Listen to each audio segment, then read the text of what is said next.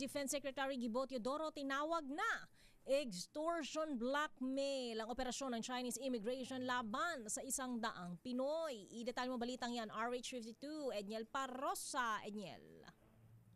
Inalwahan ni Defense Secretary Gilberto Teodoro Jr., lakay at Nistea, ang report na aksyon o operasyon ng Chinese immigration laban sa nasa 100 Filipino workers sa naturang bansa.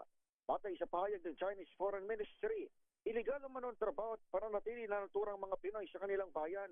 Pero para kay Teodoro, isa itong uri ng extortion at pamba-blackmail na mistulang ganti kasunod ng pagkakaaresto sa ilang Chinese nationals dahil sa iba't ibang paglabag dito naman sa Pilipinas.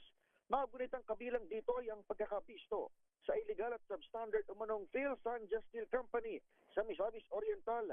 Maliban sa kakulangan ng permit at nasilip na paggamit ng kontaminadong mga materyales, kalapit din ito sa dinidevelop na base ng Philippine Navy sa Mindanao.